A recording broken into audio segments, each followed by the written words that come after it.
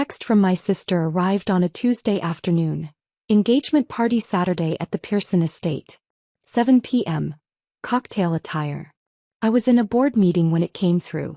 I glanced at my phone, smiled slightly, and turned my attention back to the CFO's presentation on our latest acquisition. I texted back during the break. Congratulations. I'll be there. Her response came an hour later. Actually, Maya, we need to talk about the guest list. I called her from my office, the corner office on the 42nd floor of Tech Venture Tower, overlooking the city's financial district. Congratulations on the engagement, Vanessa. When did Brandon propose? Last weekend. Very romantic, obviously. She sounded distracted. Look, about Saturday. Brandon and I have been discussing the guest list extensively. This party is really important for his career networking. Okay. So we're keeping it to successful professionals. People who can help Brandon's trajectory. He's CEO of Novatech Solutions. The software company? Very impressive. We're inviting his board members, venture capital partners, industry leaders. Sounds like a great opportunity. Exactly. Which is why. She paused. Maya, you understand that we need a certain caliber of guest. People with impressive careers, real achievements. Brandon's colleagues are all very accomplished. I see. You're still doing that freelance consulting thing, right? Working from home. I do consulting work, yes. Right. So you see the issue. Brandon's inviting his CEO friends, board members from major tech companies. I can't have you there talking about freelance projects and working from your apartment. It makes our family look unsuccessful. Our family. The Chin family, whose reputation Vanessa had been carefully curating since college. Our parents ran a comfortable accounting firm. Vanessa worked in marketing at a mid-size pharmaceutical company. Respectable, upper-middle class, but nothing that would impress the tech elite she was marrying into. What Vanessa didn't know was that my freelance consulting was venture capital investment. 8 years ago, I'd taken my inheritance from our grandfather and made strategic tech investments. Those investments had grown exponentially. 3 years ago, I'd founded Chin Capital Ventures. We specialized in early and mid-stage tech company investments, with a portfolio worth $3.2 billion. I personally held controlling stakes in 4 major tech firms. And 6 months ago, Chin Capital had acquired a 65% controlling interest in Novatech Solutions, the company where Brandon Pearson served as CEO. Brandon reported to my board. I'd signed off on his compensation package. I'd been copied on every major strategic decision Novatech made. But I'd kept my business life completely separate from my family. After years of Vanessa introducing me as her little sister who does computer stuff, after countless family dinners where my parents worried I wasn't applying myself, I'd stopped trying to explain. I used my middle name professionally, Maya Lin Chin, and let my family believe whatever they wanted. So you're uninviting me from your engagement party, I said. Not uninviting. Just, maybe it's better if you skip this one. We'll do a family dinner after, just us. But Saturday is for Brandon's professional network. Does Brandon know you're uninviting your sister? He agrees we need to maintain a certain image. His board members will be there, major investors. We can't have someone who works from home doing freelance consulting. It's embarrassing, Maya. You're almost 30 and you still don't have a real career. A real career. Brandon made $340,000 as CEO. A good salary. I'd approved myself when the board reviewed it last quarter. I see. I knew you'd understand. We'll celebrate together another time. Oh, and maybe don't mention the engagement party to Mom and Dad. They might not understand why we're keeping it to professionals only. She hung up before I could respond. I sat in my office looking out at the city skyline. On my desk sat 3 documents requiring my signature. Novatech's quarterly board report, a merger proposal that would fundamentally restructure the company, and Brandon Pearson's performance review. I picked up my phone and called my executive assistant. Jennifer, what's on my calendar for Saturday evening? You're scheduled to attend the Novatech board reception. Mandatory attendance for all board members and major shareholders. What time? 7 p.m. At the Pearson estate. It's a dual celebration. Brandon Pearson's engagement party and the board's quarterly gathering. Of course. Brandon had scheduled his engagement party at the same venue, same time as the mandatory board reception. Confirm my attendance. And Jennifer? Make sure my name card identifies me as the primary shareholder and board chair. Will do, Ms. Chen. I looked at the merger documents on my desk. The proposal would consolidate Novatech with two other Chen Capital portfolio companies, creating a larger entity with new leadership structure. Brandon's role as CEO would be eliminated. He'd be offered a VP position in the merged company or a generous severance package. The board vote was scheduled for Monday. As majority shareholder, my vote would determine the outcome. I signed the merger approval with my usual signature. Lin Chen, Chair, Chen Capital Ventures. Saturday would be interesting. Hold up. The Pearson estate was elegant. A historic mansion converted into an event venue. I arrived at 7:15, deliberately late enough that most guests would already be there. The valet took my car, a Tesla Model S.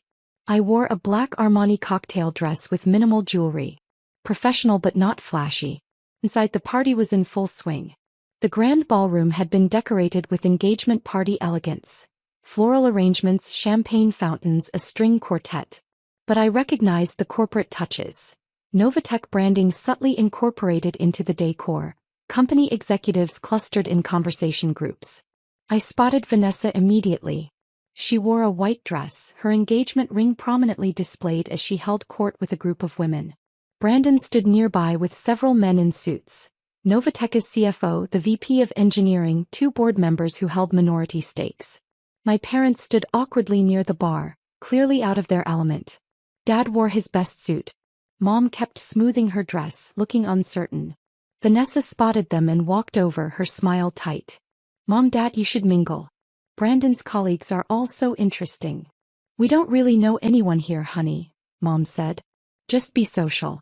Talk about the firm. Make good impressions. Vanessa glanced around nervously. I walked past them toward the bar, keeping my head down. I ordered wine and positioned myself where I could observe. That's Maya. Mom's voice excited. She'd spotted me. Vanessa turned, her face going from confusion to horror. What are you doing here? I was invited. I specifically told you not to come. This is for Brandon's professional network. I know. I'm part of that network. Brandon appeared at Vanessa's elbow. Vanessa, what's wrong? My sister showed up. I told her not to come. Brandon looked at me blankly. I'm sorry, have we met? Not in person. Maya Lin Chen. Chen Capital Ventures. I watched the recognition dawn. His expression shifted from polite confusion to shock. You're Lin Chen? From the board. Primary shareholder and board chair, yes. Vanessa looked between us, not understanding. What are you talking about? Maya does freelance consulting. Your sister owns 65% of my company, Brandon said faintly. She's my boss. The conversation around us stopped. The Novatech executives were staring. My parents looked completely confused. Vanessa laughed nervously. That's ridiculous. Maya works from home doing computer consulting.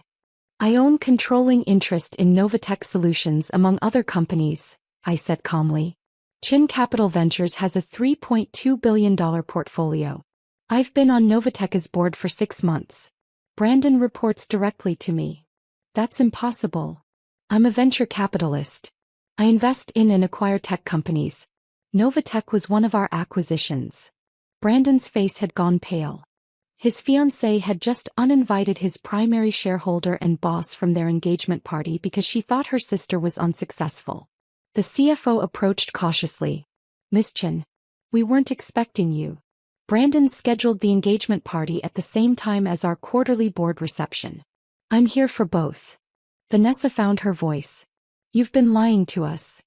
I never lied. You assumed. I just didn't correct you. Mom stepped forward. Maya, you own a company? I founded Chen Capital 8 years ago. We specialize in tech investments. But you work from home. Managing a $3.2 billion portfolio, yes. I work from home because I own the company. Dad looked stunned. $3 billion? $3.2 billion in total portfolio value. My personal net worth is approximately $840 million. The number landed like a bomb. Vanessa stumbled backward. Brandon looked sick. The room had gone completely silent. Every guest was watching the engagement party, forgotten. Revelation. Brandon recovered first, his CEO instincts kicking in. Miss Chin, I apologize for any confusion. You would have what? Reconsidered the engagement. He looked embarrassed.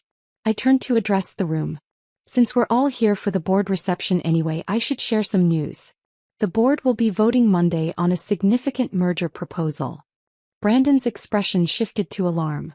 What merger proposal? Chin Capital is consolidating Novatech with two other portfolio companies, DataStream Technologies and Quantum Analytics. The merger will create a larger, more competitive entity called Chin Digital Solutions. The executives exchanged glances. This was clearly news to them. We'll maintain Novatech's client base and expand service offerings significantly. It's a strategic move that will increase shareholder value by an estimated 37%. What happens to current leadership? The CFO asked carefully. The merger requires organizational restructuring. The combined company will need one CEO, one CFO, consolidated VP positions. We'll be eliminating some redundant executive roles. Brandon's face went from pale to red. You're firing me. I'm offering you a choice. VP of Client Relations in the new company at $280,000 annually, or a severance package worth 18 months of your current salary. Both options include full benefits and equity. The room erupted in whispers. Vanessa stood frozen, watching her fairy tale unravel. You can't do this, she said. You're doing this because I uninvited you. I'm doing this because it's the right business decision. The merger proposal has been in development for 4 months, long before your engagement. The board vote is a formality. I control enough shares to approve it regardless. I looked at Brandon. You're a competent CEO, but Novatech needs to be part of something larger to stay competitive. The VP role is a genuine offer. You'd be valuable in client relations. This is insane, Vanessa said. You're ruining his career. His career isn't ruined. He's being offered a well-compensated VP position in a company with significantly better growth prospects. But he's a CEO, and he'll be a VP reporting to a CEO with more experience scaling companies. Brandon looked at me, jaw tight. Do I have time to consider? Until Monday's board meeting. 9 a.m. He nodded stiffly. I turned to the guests. The rest of tonight is still an engagement celebration. Congratulations to Brandon and Vanessa. I walked toward the exit. Behind me, chaos erupted. Executives surrounding Brandon with questions, Vanessa's voice rising in panic, my parents calling my name. I kept walking. Resolution. My mother caught up with me in the parking lot. Maya, wait. Please. I stopped, turned. Why didn't you tell us? Her eyes were full of tears. All these years we thought you were struggling. We worried about you constantly. You never asked what I was actually doing. You assumed I was failing and treated me accordingly. But $3 billion. $3.2 billion in portfolio value. She laughed, slightly hysterical. Your father and I have been sending you money for holidays. Gift cards because we thought you needed help. I know. I've been donating them to tech education nonprofits. You've been letting us worry while you were secretly rich? I wasn't secretly anything. I stopped trying to explain my career to people who'd already decided I was unsuccessful. Dad appeared out of breath. Maya, we had no idea. I know. Your sister is devastated. She's crying, saying you ruined her engagement. I didn't ruin anything. I made a business decision that happens to affect her fiancé. The merger was planned months ago.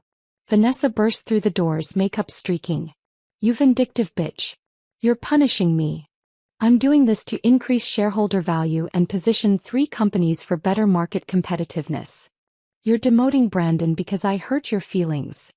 Brandon is being offered a role appropriate to his experience level in a company 3 times Novatech's current size. He's a CEO. You're taking that away. He's a CEO of a mid-size company that was struggling before Chin Capital's investment. Now he can be a VP in a company with actual growth potential, or take severance and find another CEO position. His choice. She slapped me. The sound echoed across the parking lot. I didn't react. Feel better. You've always been jealous of me. Vanessa, I'm worth $840 million. I own pieces of 17 companies. What exactly do you have that I want? The question stopped her cold. I built this career while you were telling people I worked odd freelance jobs. While you were embarrassed to have me at parties. You were so busy being ashamed of me that you never once asked what I was actually doing. Mom touched Vanessa's arm. Honey, maybe. Vanessa jerked away. You're all taking her side? She offered him another job, Dad said quietly. That's not destruction. At lower pay. At a more stable company with better prospects, I corrected. But this isn't about you, Vanessa. This is business. The merger makes sense for shareholders, for employees, for long-term growth. Your feelings don't factor into my fiduciary responsibility. She stared at me like I was a stranger. You've changed. I'm exactly who I've always been.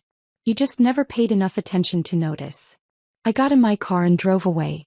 The merger announcement went public Monday. The tech press covered it extensively. 3 Chin Capital portfolio companies combining into a major new player. Stock prices jumped. Industry analysts called it a strategic masterstroke. Brandon accepted the VP position. Smart choice. Within 6 months, Chin Digital Solutions had doubled Novatech's previous revenue. Vanessa called me once 2 weeks later. I let it go to voicemail. She left a rambling message about family and forgiveness. I deleted it. My parents tried harder. Dad sent emails about wanting to understand my business. Mom wrote letters about how proud they were. I had coffee with them once 3 months later. It was awkward. They asked careful questions about venture capital, clearly having Googled terms beforehand. They apologized repeatedly. We just never imagined, Mom said. I stopped talking about it when it became clear nobody was interested. We were interested. We just didn't understand. You didn't try to understand. There's a difference. Dad cleared his throat. Your sister is having a hard time. Brandon's salary reduction meant scaling back wedding plans. He makes $280,000 a year plus equity. They'll survive. She feels like you're punishing her. I'm running a business. Her feelings aren't my responsibility. They didn't ask again. A year later, Forbes ran a profile on Chin Capital Ventures. The article mentioned that I'd started the firm with inherited seed money and built it through strategic investments. One line resonated. Chin is known in tech circles for her ability to identify value others overlook. Vanessa got married. I wasn't invited. I sent an expensive gift, a crystal vase from Tiffany's, with a card that said, "Congratulations." She never acknowledged it. I continued building Chin Capital's portfolio. We crossed $5 billion in managed assets.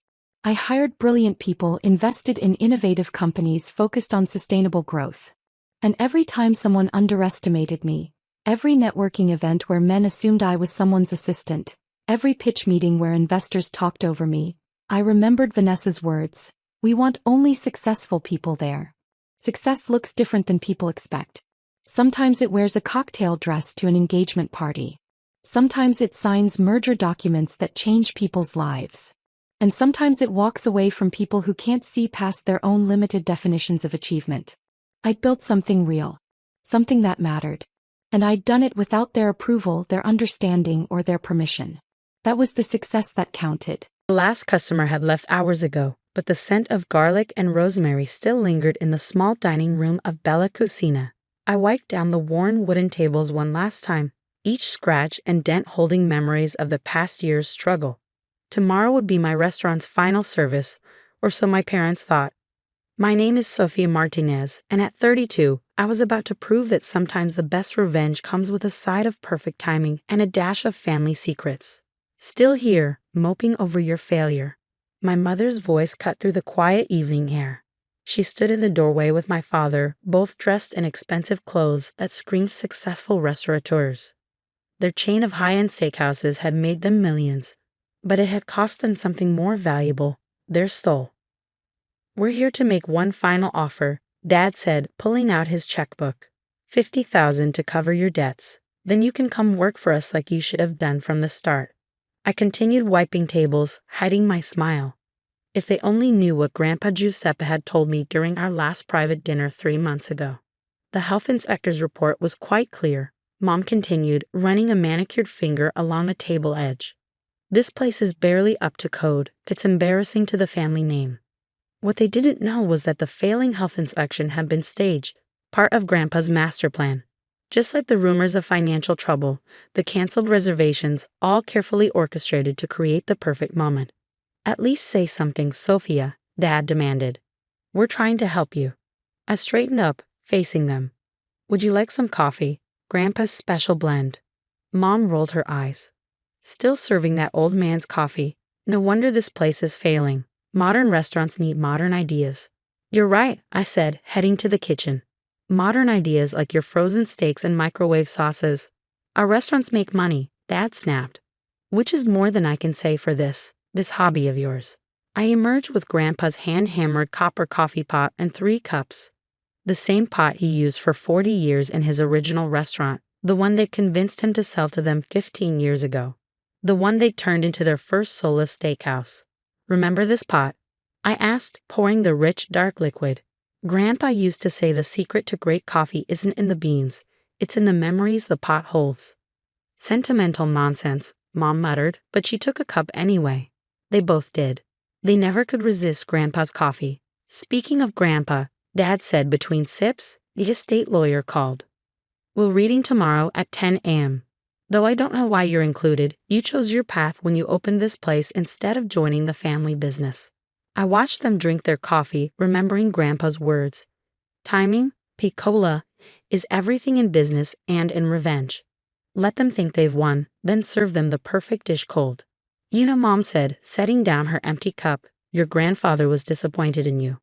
All those summers you spent in his kitchen, learning his outdated recipes instead of modern restaurant management. Such a waste." The lie stung, but I held my peace. Tomorrow they would learn just how wrong they were about Grandpa's feelings. "The offer stands until tomorrow morning," Dad said, standing.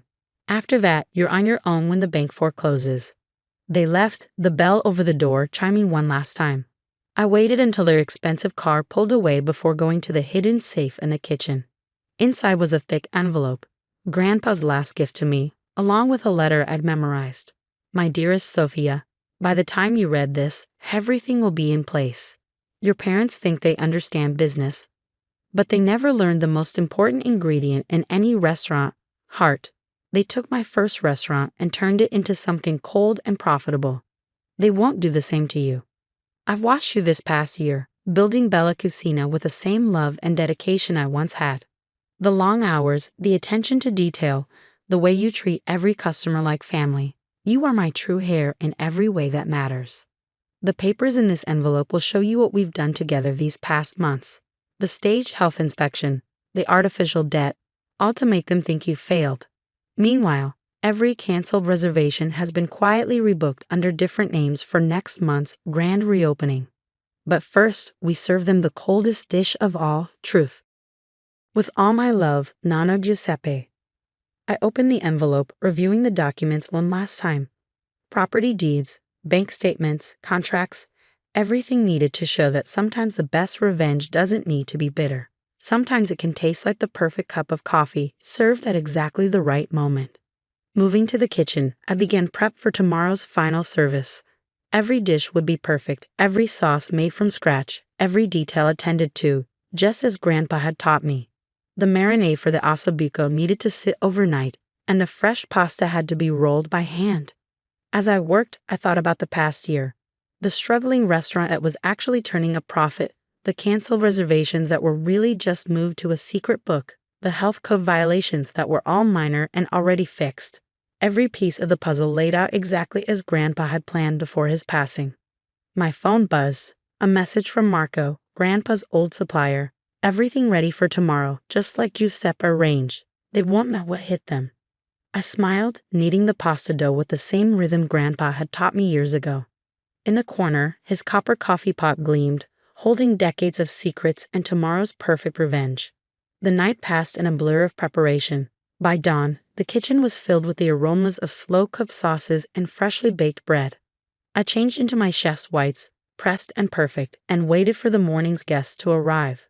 My parents would be here first, eager to gloat over my final service before heading to the will reading. They didn't know that every table was actually reserved, every seat filled with people who'd been part of Grandpa's life and part of his plan. The morning sun streamed through the windows, catching the copper coffee pot and making it glow like a beacon. In a few hours, everything would change. But for now, I had sauce to stir and bread to bake, and the comforting knowledge that sometimes the best revenge isn't served cold at all. Sometimes it's served at exactly 180 degrees with a perfect crema on top and a cup warmed by generations of love and just a touch of justified vengeance. The morning service began exactly as Grandpa had choreographed. By 8 a.m., every table in Bella Cucina was filled with familiar faces, old customers from Grandpa's original restaurant, suppliers who'd known him for decades, chefs he'd mentored over the years. All here for what my parents thought was my restaurant's final day. My mother and father arrived at 8:30, dressed for the will, reading in designer suits that looked out of place among the warmth of worn wooden tables and hand-painted walls. Charity cases, Mom sneered, noting the packed dining room. A last attempt to look successful. I led them to their reserved table, the same one where Grandpa had always sat. Coffee, I offered, already knowing they couldn't resist. Might as well, Dad sighed. One last cup before this place closes for good. I brought out Grandpa's copper pot, pouring their cups with the same flourish he taught me. The familiar aroma filled the air, and for just a moment, I saw something flicker in my mother's eyes. A memory, perhaps, of simpler times. Your grandfather, she said suddenly, used to make coffee like this every morning in our first restaurant, before we modernized things. Before you turned it into a steakhouse, you mean? I kept my voice neutral, just as Grandpa had instructed. Before you replaced his hand-rolled pasta with frozen entrees? That's business, Dad snapped. Something you never understood. Giuseppe was a good chef, but he was stuck in the past. We made his restaurant profitable, and lost its soul in the process, I murmured, but they were already turning to their phones, checking stock prices and reservation numbers for their chain of restaurants. At 9:45, Marco arrived. My parents barely glanced at our old supplier as he made his way through the dining room, greeting regulars with hugs and warm handshakes. They didn't notice in slipping me a small envelope.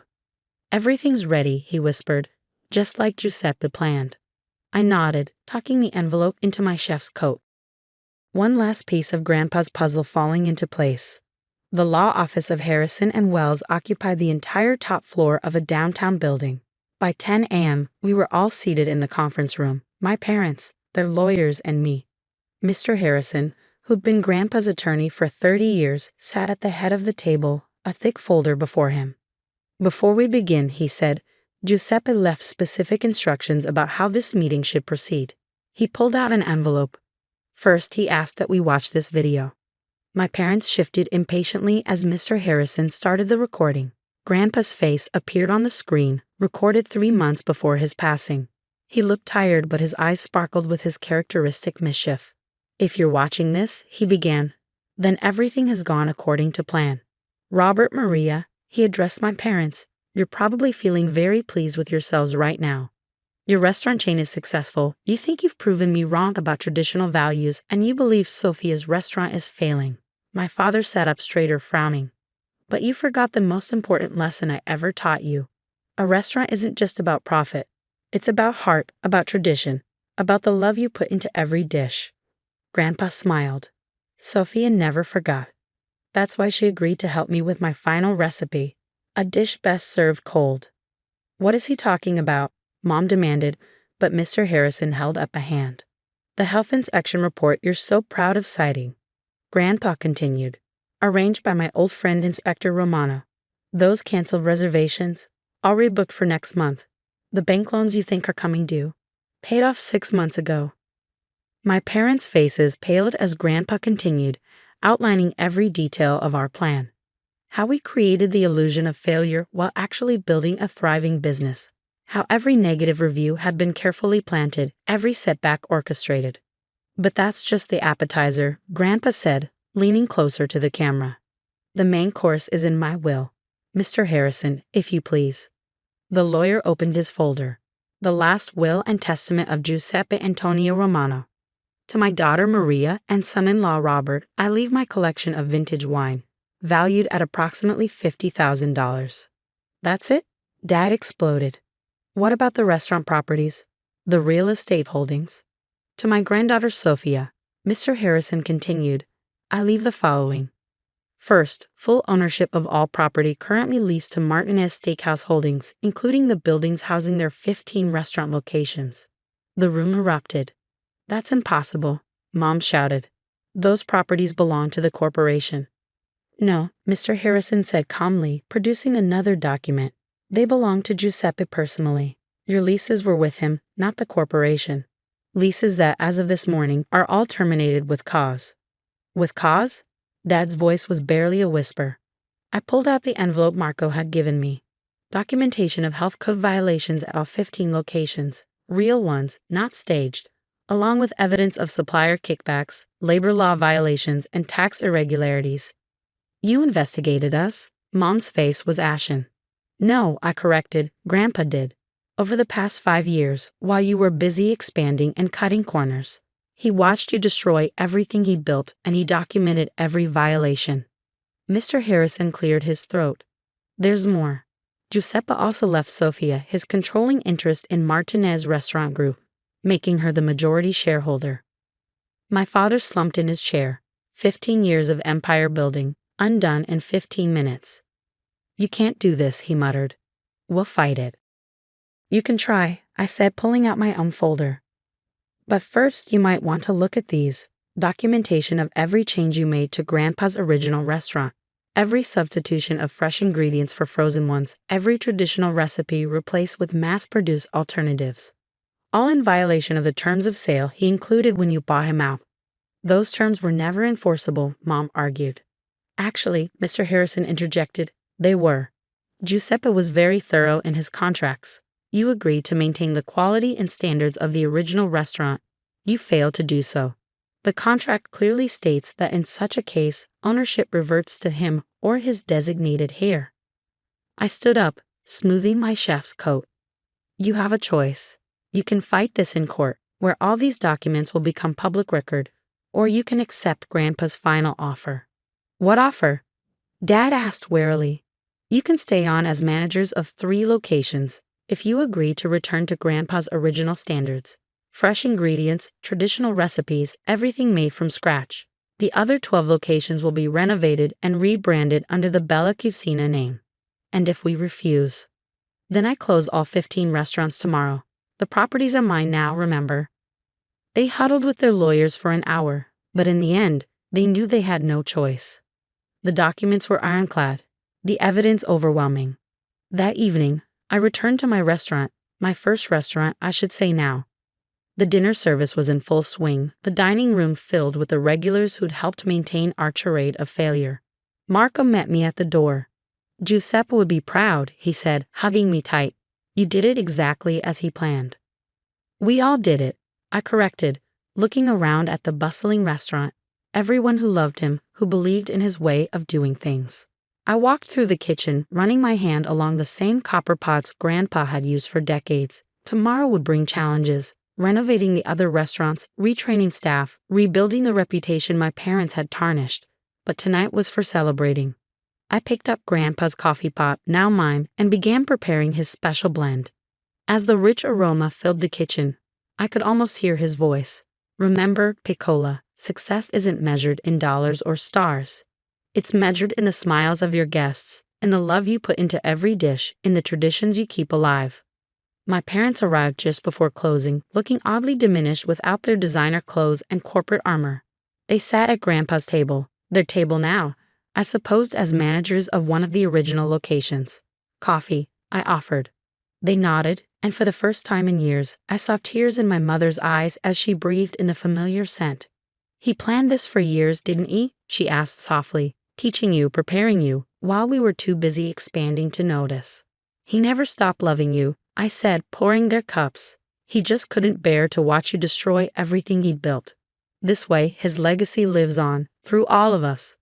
Dad took a sip, closing his eyes. I've forgotten how good real coffee tastes. That's the thing about traditions, I said, thinking of Grandpa. They're always there, waiting to be remembered. Over the next year, we transformed the restaurant group back into what Grandpa had always envisioned. My parents, stripped of their corporate ambitions, rediscovered their love of real cooking. The other locations, reborn as Bella Cucina branches, returned to traditional methods and fresh ingredients. And me? I kept Grandpa's copper coffee pot on the stove, brewing his special blend every morning, remembering that sometimes the best revenge isn't revenge at all. Sometimes it's simply returning things to the way they should have been all along. 1 year later, I stood in the kitchen of our flagship restaurant, the one my parents had first transformed into a steakhouse, now restored to its original glory. The same worn wooden tables, the same hand-painted walls, the same commitment to quality that Grandpa had insisted upon. My mother was at the pasta station, teaching a young chef how to roll dough by hand, something she hadn't done in 15 years. My father was in the dining room, greeting guests by name, remembering their usual orders, being the restaurateur Grandpa had first taught him to be. And me? I was brewing coffee in a copper pot that held 3 generations of memories, adding new ones every day. Because in the end, Grandpa's master plan wasn't about revenge at all. It was about redemption, about bringing his family back to the things that really mattered. Sometimes the best dishes aren't served cold. Sometimes they're served exactly the way they were meant to be, with love, tradition, and just a hint of hard-learned wisdom. Just like Grandpa's perfect cup of coffee.